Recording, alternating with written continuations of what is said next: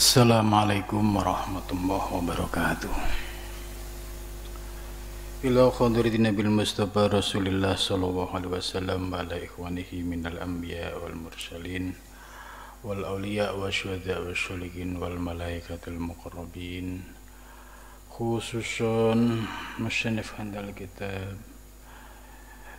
Imam Ghazali wa khususan masyayihim wa khususan asyadidi wa khususan lahumul fatihah. A'udzu billahi minasy syaithanir rajim. Bismillahirrahmanirrahim. Alhamdulillahi rabbil alamin arrahmanir rahim maliki yaumiddin. Iyyaka na'budu wa iyyaka nasta'in ihdinas siratal mustaqim siratal ladzina an'amta 'alaihim ghairil maghdubi 'alaihim waladdallin. Bismillahirrahmanirrahim. Alhamdulillahilladzi allamani bi ulumi ulama'il rasihin wa ja'alani minal 'amilin wal muhaqqiqin wa razaqani min ahli syuhudi wal musyahadah. Wassalatu wassalamu ala sayyidil wujud wal arwah sayyidina wa nabiyyina Muhammad sallallahu alaihi wasallam alladzi jaa bisyari'ah wat thariqah wal haqiqah wal ma'rifah wa ala alihi wa sahbihi ajmain, amma ba'du. Qalu subhanaka la ilma lana illa ma 'allamtana innaka antal alimul hakim. La haula wa la quwwata illa billahil aliyyil azim. Rabbi shrah li sadri wa yassir li amri wa hlul 'uqdatam min lisani yafqahu qawli. Amin ya rabbal alamin. Malam ini kita melanjutkan kajian kitab Bidayatul Hidayah yang membahas tentang bagaimana tipu daya setan yang berusaha menyesatkan orang-orang yang sedang mencari ilmu. Imam Ghazali sudah memberikan warning, isyarat bahwa setan itu juga tidak akan pernah puas melihat orang-orang yang belajar ilmu. Maka dengan cara apapun setan akan berusaha memalingkan, menyesatkan bagi para pencari ilmu itu supaya mereka tersesat mengikuti langkah-langkah setan. Maka bagi para salik, para santri, ini harus dipahami, peta ini harus dipahami. Dan iblis sudah bersumpah kepada Allah akan menyesatkan seluruh anak cucu Adam, termasuk kita. Bagi orang-orang yang belajar ilmu ini, kalau kita tidak memahami bahaya-bahaya atau godaan-godaan dalam proses mencari ilmu ini, maka kita akan terseret mengikuti tipu daya setan. Qala musannif rahimakumullah wa yulhiyaka an qaulihi sallallahu alaihi wasallam.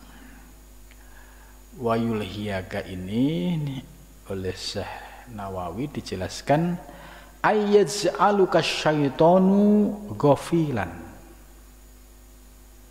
Maksudnya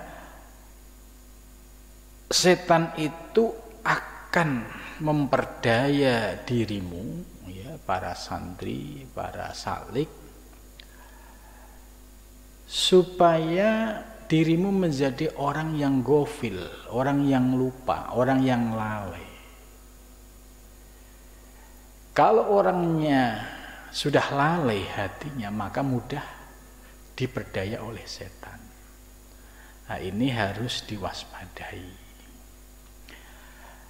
Termasuk setan itu memberikan kabar yang untuk menyamarkan perintah Allah dan perintah Rasulnya, yang memberikan petunjuk bagi para salik supaya di dalam mencari ilmu itu jalannya lurus. Tapi setan berusaha memalingkan, termasuk mengabaikan terhadap hadis-hadis Nabi yang berkaitan dengan mencari ilmu. Itu jadi itu mah gampang, itu mah bisa diatur. Nah, ini salah satu cara setan memprovokasi diri kita supaya mengabaikan perintah Allah dan Rasul.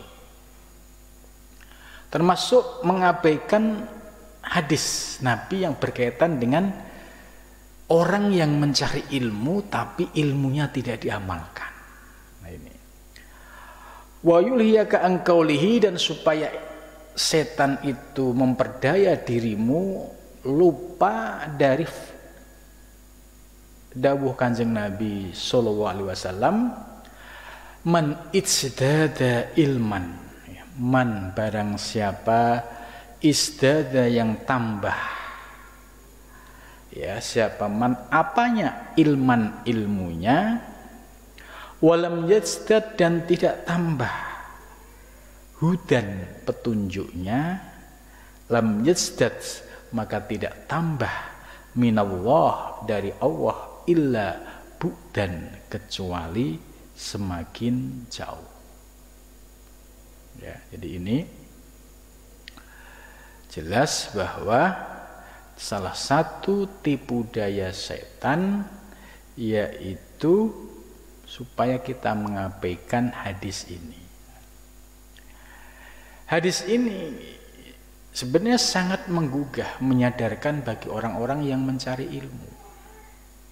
Jadi barang siapa yang tambah ilmunya tapi tidak tambah petunjuknya, artinya tambah ilmu tapi tidak tambah amalnya, nah, ini ada konsekuensinya.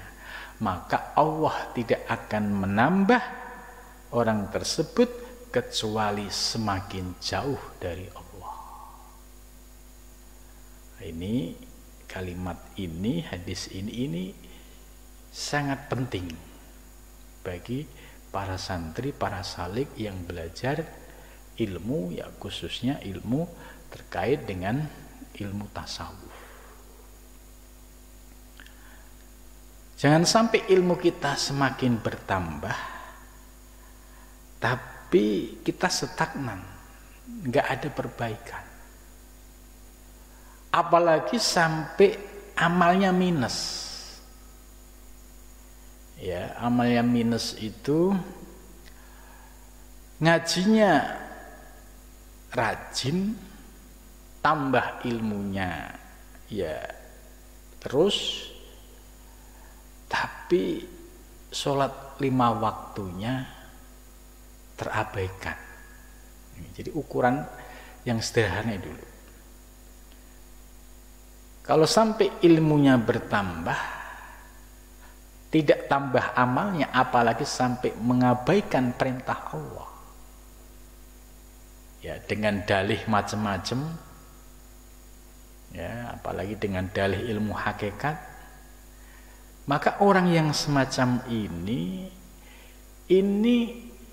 tidak akan bisa mendekatkan diri kepada Allah kecuali semakin jauh dari Allah. Maka dari hadis ini gampang.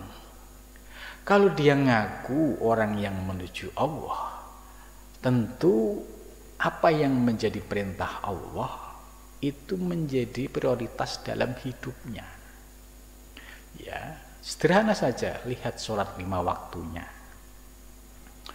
Itu kan pekerjaan syariat. Ya, ini nafsunya bermain. Itu kan bagi orang-orang syariat. Apa lantas kalau sudah paham hakikat yang syariat ini ditinggalkan? Kan juga tidak. Mengikuti ajaran siapa? Apakah ada seorang guru yang mengajarkan demikian? Juga tidak ada. Maka bisa menjadi tolak ukur kalau bertambah ilmu, apalagi ilmu tasawuf, kok nggak tertib syariatnya, ya, abai terhadap perintah Allah, menggampangkan, mengecilkan, ini pertanda bahwa orang ini jauh dari Allah, sekalipun dia mengaku ya orang yang ahli tasawuf.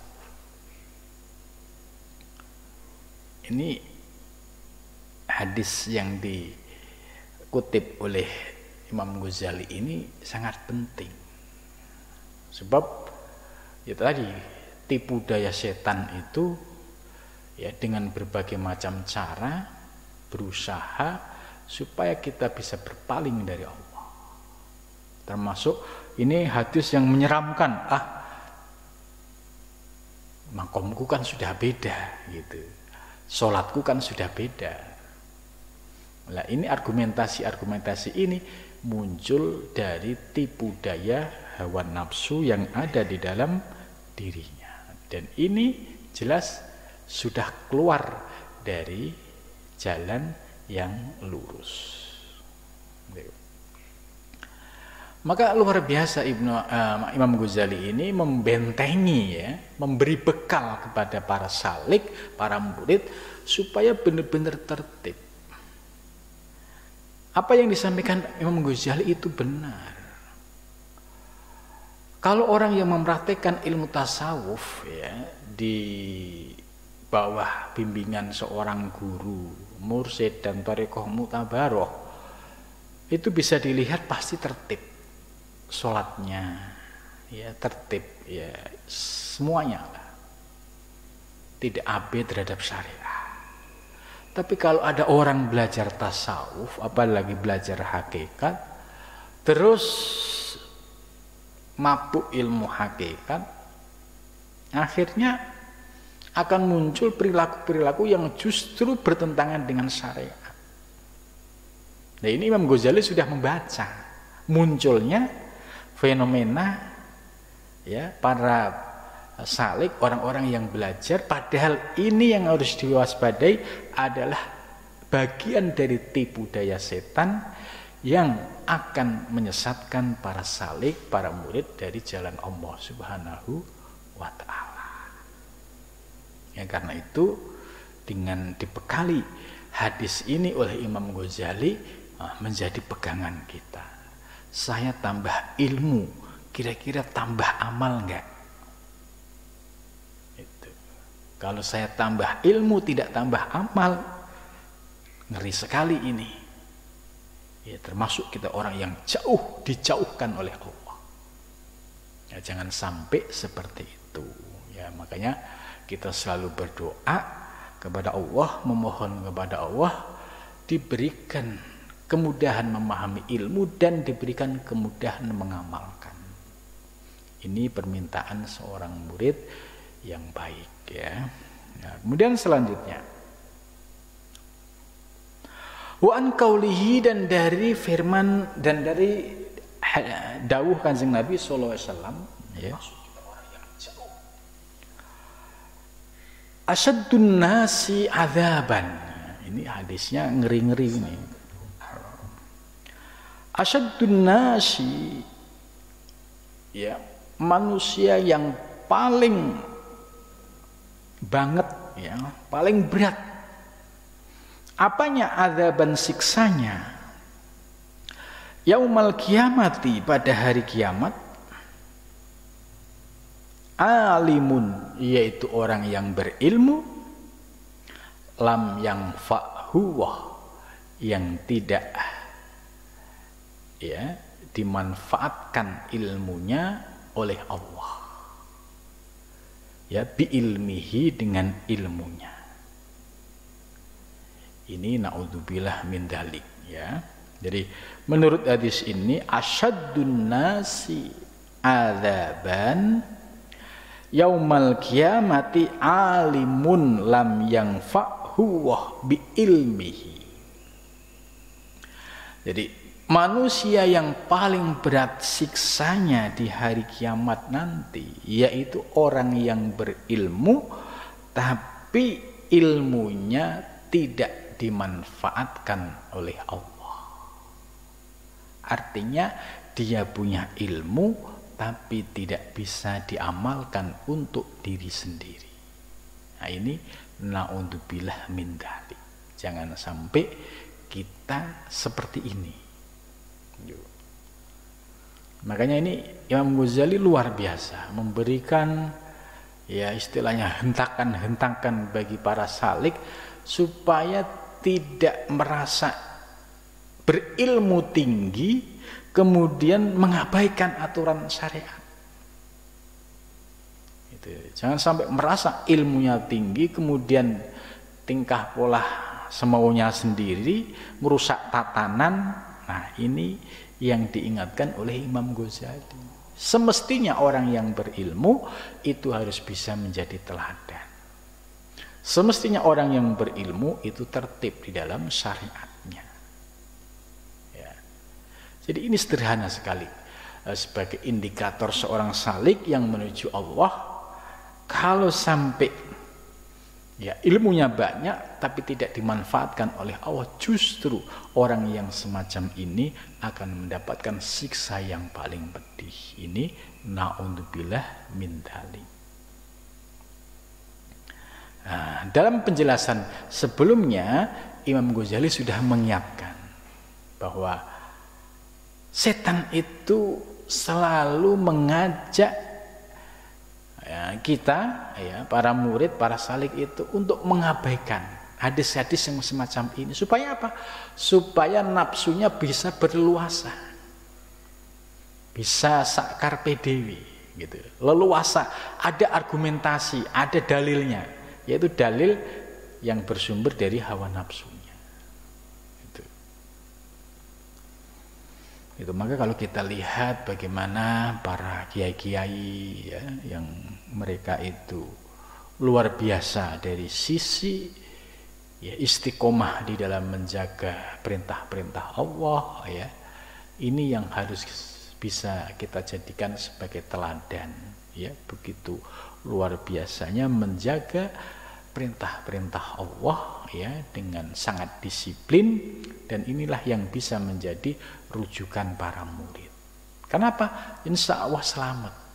Itu. Sebab kalau tadi mengikuti tipu daya iblis, setan, ya, setan yang bisiki ilmu kamu sudah di atas rata-rata, ilmu kamu sudah khusus, kamu tidak perlu beramal seperti mereka, itu orang-orang awam semua. Nah, ini justru ya disesatkan oleh bisikan iblis tapi tidak terasa.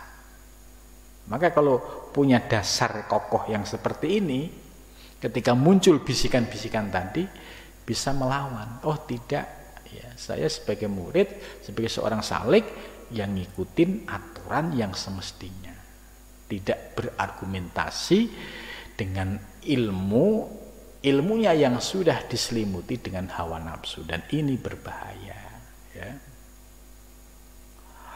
Wa kana, dan ada siapa Nabi sallallahu alaihi wasallam yaqulu, berdoa siapa Nabi, Allahumma ya Allah. Jadi selevel Nabi itu masih berdoa, apalagi kita yang masih banyak dosanya, banyak goflahnya, banyak khilaf.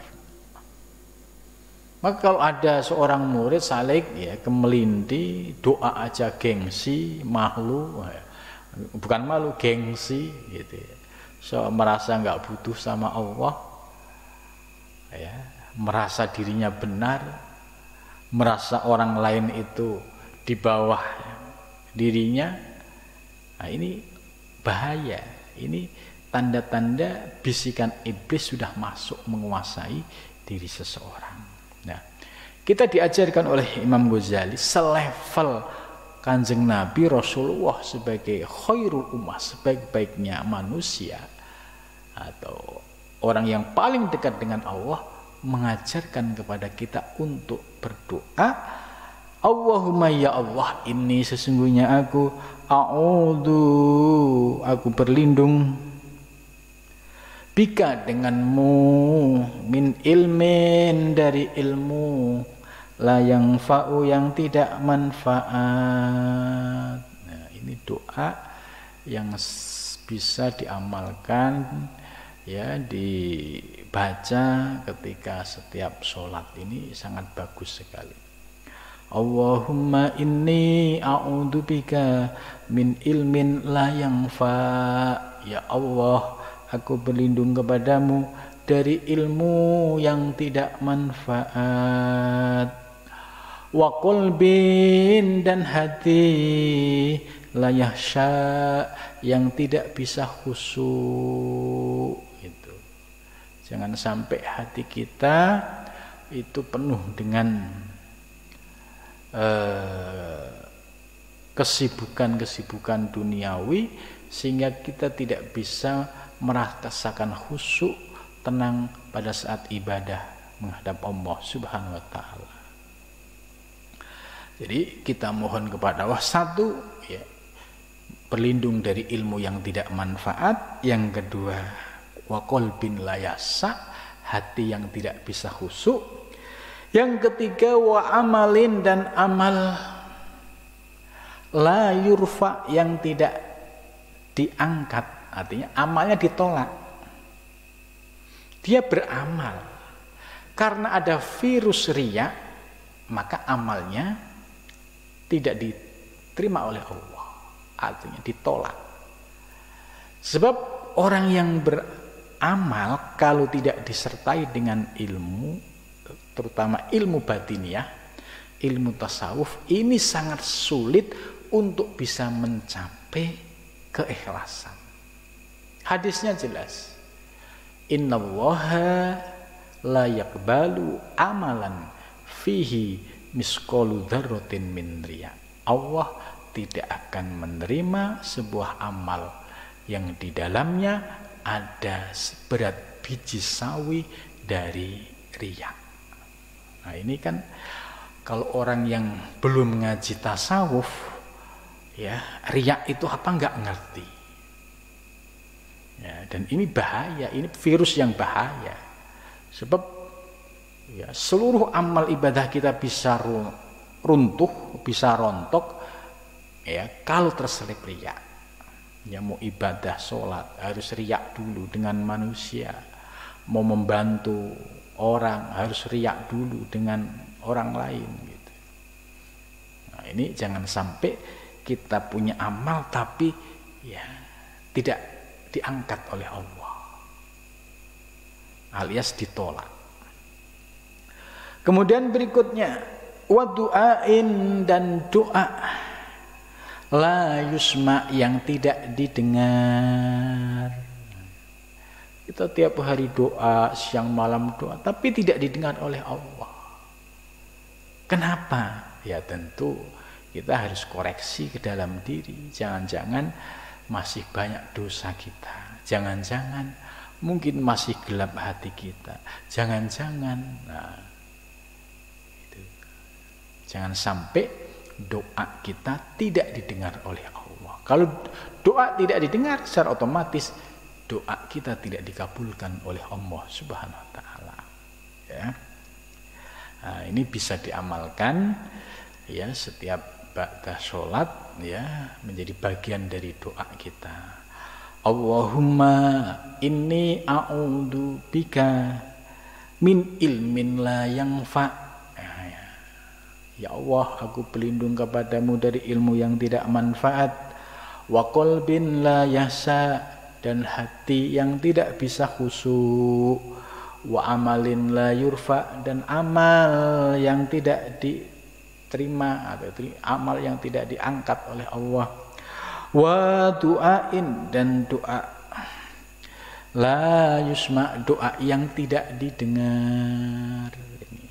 Nah, ini menjadi kesadaran kita untuk selalu berdoa supaya eling, supaya ingat ya, jangan sampai kita punya ilmu tapi tidak manfaat ya.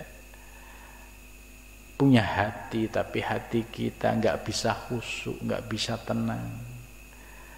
Punya amal tapi amalnya tidak diterima oleh Allah. Kita berdoa, doa kita tidak didengar oleh Allah. Nah, ini 4 hal ini ya sudah diberikan doa oleh Nabi ini, ya kita tinggal mengamalkan. Jadi maksudnya Nabi saja mengajarkan doa kita seperti ini. Kenapa? Karena supaya kita terhindar dari 4 hal tadi. Wa an qaulihi, dan dari sabda Nabi sallallahu alaihi wasallam,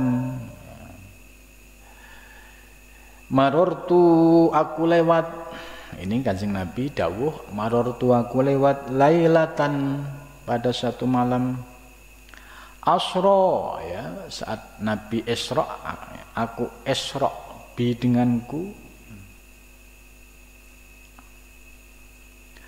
bi aqwamin, ya, bertemu dengan kaum, taqridu safahuhum,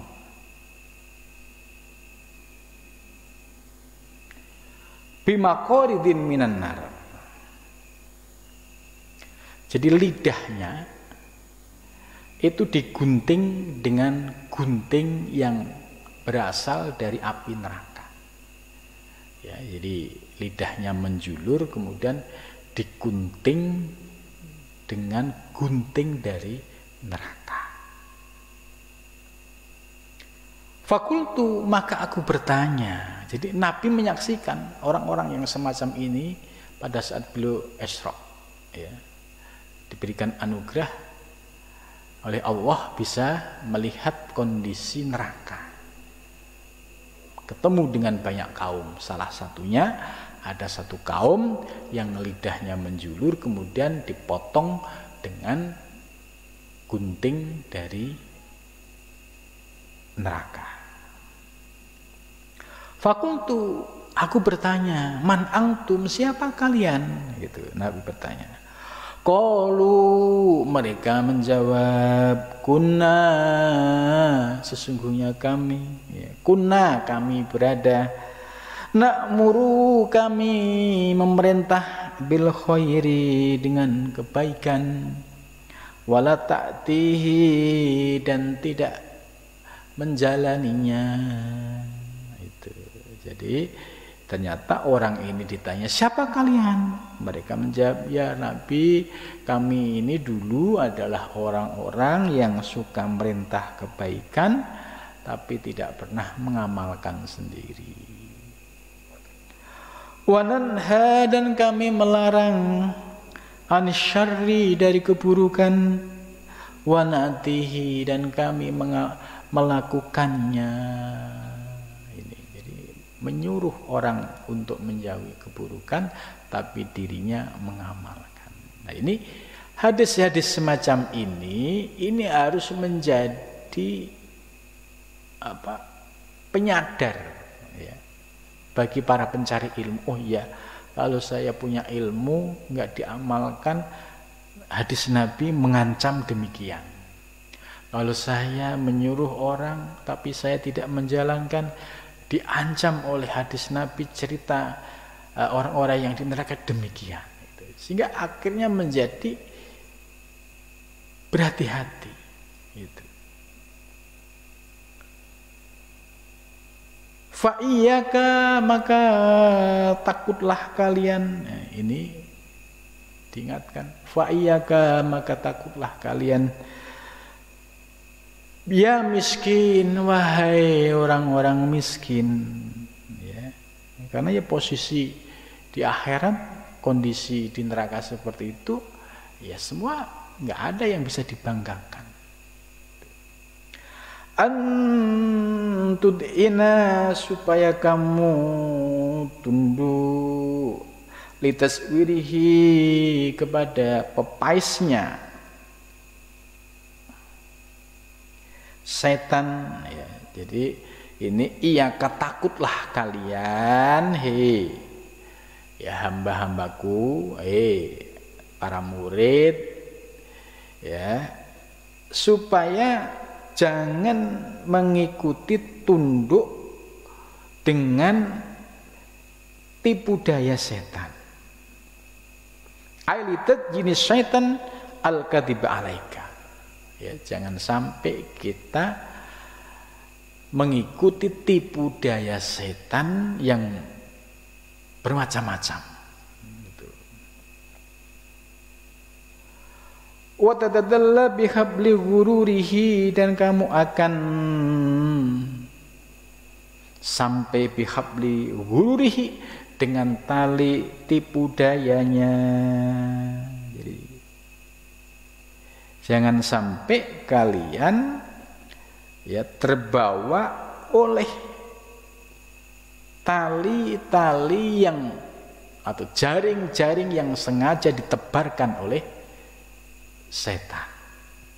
Jangan sampai kita masuk perangkat tipu daya setan. Ini fa'iyaka, takutlah kalian para santri, para salikin.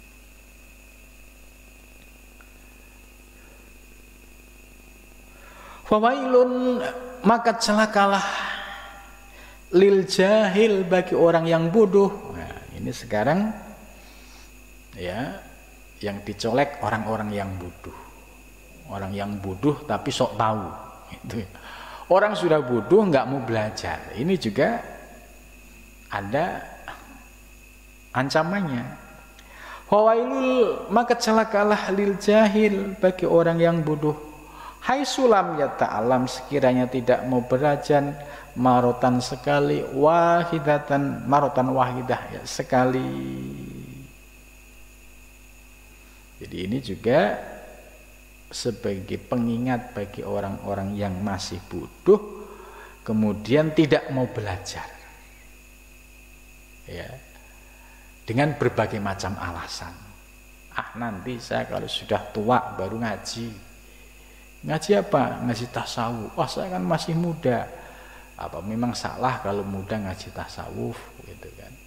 Nanti kalau sudah tua, iya kalau umurnya nyampe. Kalau nggak nyampe bagaimana? Gitu.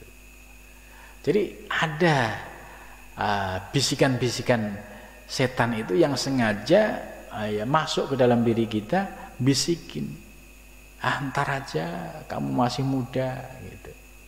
Padahal umur itu tidak mengenal muda atau tua.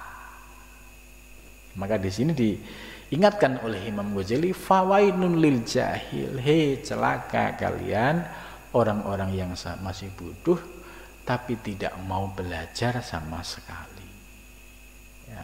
Kemudian berikutnya, wawailun, dan celaka lil alim, bagi orang yang berilmu. Jadi enggak belajar ya salah, belajar enggak diamalin salah juga. Gitu. Wawailun, dan celaka lil alim, bagi orang yang berilmu. Apa celakanya? Hai sulam yakmal, sekiranya dia tidak mengamalkan bima, dengan sesuatu ulima yang telah diketahui alfa marrah, 1000 kali itu ya. Jadi orang yang bodoh nggak mau belajar ya, ini seburuk-buruknya orang, sudah bodoh tapi nggak mau belajar. Yang kedua, orang yang berilmu juga diingatkan jangan sampai kita punya ilmu tidak diamalkan. Bahkan dalam mengamalkan ilmu ini ya membutuhkan waktu dan proses panjang. Ya, seperti yang disampaikan dalam kitab-kitab tasawuf, ya. Bagi salikin pemula, tahapannya mengamalkan sesuai dengan kemampuannya. Ya, jangan sampai porsinya pemula tapi ngambil porsi yang sudah senior, yang sudah muntahi. Ya, ini tidak pas, tidak sesuai. Kalau porsi pemula, ya amalkan sesuai dengan tahapan-tahapan pemula. Ya, lambat laun kalau kita istiqomah, ya pasti kalau kita punya guru, pengamalan kita akan dinaikkan secara bertahap. Itu. Jadi akhirnya tahapan-tahapan ini ya semakin menguatkan dengan ilmu yang kita pahami. Tapi kalau tidak ngerti tahapannya, ya misalkan ujuk-ujuk langsung belajar ilmu hakikat tingkat tinggi, ya kan? Tidak didasari dengan ilmu ya fikih. Nah, kalau ini Bidayatul Hidayah ini termasuk tasawuf tapi masih dasar pemula.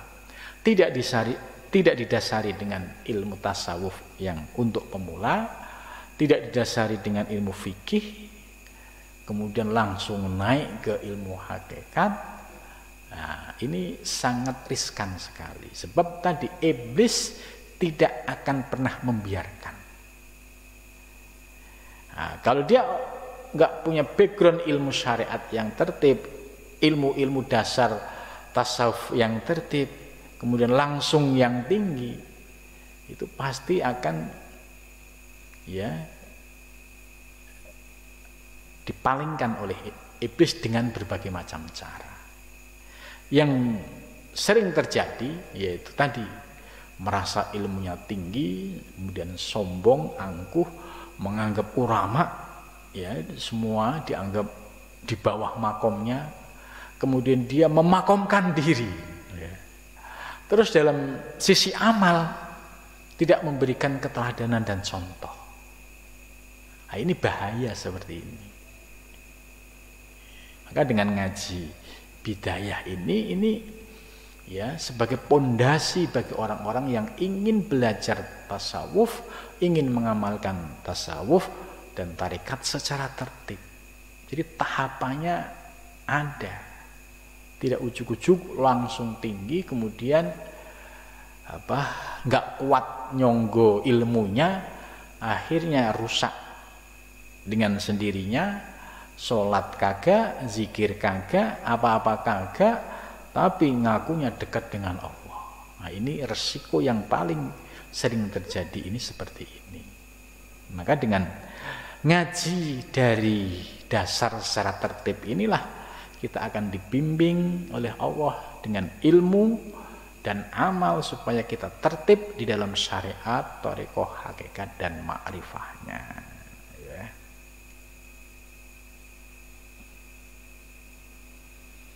Ini jadi sebagai penjelasan dari keterangan malam ini bahwa kita harus ingat pesan Imam Ghazali, setan itu tidak akan pernah membiarkan kita ya, terutama orang yang belajar ilmu itu dengan tanpa digoda. Nah, pasti setan akan menggoda yang sesuai dengan hawa nafsunya, diberikan kenyamanan-kenyamanan, enak-enak, janji surga. Tapi oleh Imam Ghazali disadarkan, itu bahaya. Kalau kamu ikutin, itu justru dapat menelantarkan atau dapat menyesatkan perjalananmu dalam menuju Allah Subhanahu wa Ta'ala. Maka dengan mengkaji kitab Bidayatul Hidayah, ini sebagai pondasi kita di dalam belajar ilmu tasawuf dan ilmu tarekat. Mudah-mudahan kita senantiasa mendapatkan bimbingan dari Allah. Ya, selain diberikan ilmu juga diberikan amal, sehingga kelengkapan ilmu dan amal ini menghiasi perjalanan kita dalam menuju Allah Subhanahu wa Ta'ala. Nah, cukup sampai di sini. Mudah-mudahan bermanfaat. Assalamualaikum warahmatullahi wabarakatuh.